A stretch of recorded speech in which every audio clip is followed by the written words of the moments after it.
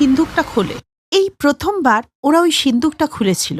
সিন্দুকটা খোলার সাথে সাথেই অনেক ধুলো বেরোয়।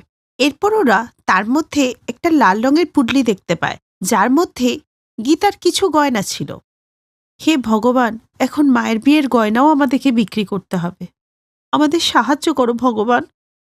কীর্তির চোখে যখন জল ছিল তখন কাবেরীর নজর সিন্দুকের নিচে একটা কাঠের দিকে ছিল। ওই কাঠটা সরাতেই সে একটা বাক্স দেখতে পেল। দিদি, এটা কি? আর এটাকে লুকিয়ে রেখেছে কেন? জানি না, দেখি এটাকে খুলে দেখি। কৃতি বাক্সটা খুলে দেখে যে ওর মধ্যে একটা চিঠি আর একটা চাবি রাখা আছে, যে চিঠিটা ওদের দাদু ওর বাবার জন্য লিখেছিল। কীর্তি চিঠিটা পড়তে শুরু করলো। বাবা হরি, আমি জানি যে তুমি আমাকে খুব ভালোবাসো, কিন্তু আমার যে বয়স হয়েছে রে বাবা, আমি আর বাঁচব না। তুই তোর সারা জীবনের সঞ্চয় আমার চিকিৎসার জন্য খরচ করে ফেলেছিস।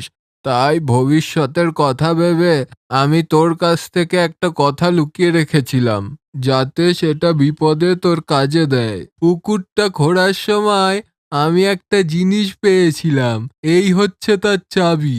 মনে রাখবি, এটা আমার হৃদয়ের চাবি, যা তোর সমস্ত দুঃখ কষ্ট দূর করে দেবে।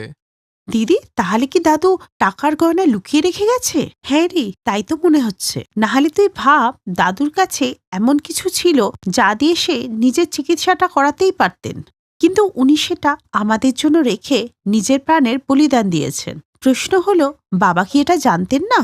বাবা কি করে জানতো দাদু যে বাক্সটা লুকিয়ে রেখে গেছেন? সে তো ভালো যে আজকে আমার নজর পড়ল, কিন্তু দিদি, চিঠিতে এ কেমন জটিল ধাঁধা। আর আমরা দাদুর হৃদয় কোথা থেকে পাবো? আরে বোকা, উনি কোনো একটা দিকে ইশারা করছেন। দাদু কি বলেছেন? চাবিটা ওনার হৃদয়ের। আর দাদুর হৃদয়ের সব থেকে কাছে কে? বাবা। কিন্তু বাবাকে কি চাবি লাগানো যাবে? অন্য কিছু একটা ভাব। হ্যাঁ হ্যাঁ দিদি, দাদুর হৃদয়ের সব থেকে কাছে হচ্ছে ওই পুকুরটা। হ্যাঁ হ্যাঁ, ওটাই। বাহ, এই না হলে আমার বোন একদম ঠিক। কিন্তু এত বড় পুকুরে আমরা চাবিটা কোথায় লাগাবো? ভাব কাবেরী, ভাব। দিদি, চাবি নিশ্চয়ই তালাতে লাগবে, আর তালা নিশ্চয়ই কোনো জিনিসের সুরক্ষা করছে। হ্যাঁ, যেমন পুরনো সিন্দুক। সেই সিন্দুকটা কোথায় হতে পারে? এটা কি করে জানতে পারবো? পুরো পুকুরটা খুঁজে দেখতে তো অনেক সময় লেগে যাবে। হ্যাঁ, ডাক্তারবাবু তো তাড়াতাড়ি পয়সার জোগাড় করতে বলেছে। কি করব বলতো? হ্যাঁ রে, বুঝতে পেরেছি। দাদুর বুদ্ধিকে না মানতে হবে। মানে উনি একটা ধাঁধায় দুটো উত্তর দিয়েছেন। দেখ, ওনার হৃদয় মানে পুকুর, আর হৃদয় কোথায় থাকে? শরীরের মাঝখানে। তাই আমরা রাতে পুকুরের মাঝখানে ঘুরব। বা দিদি, তোমার কি বুদ্ধি! কিন্তু এ কথাও মানতে হবে, দাদুর বুদ্ধিও কিছু কম ছিল না। আর দাদু এটা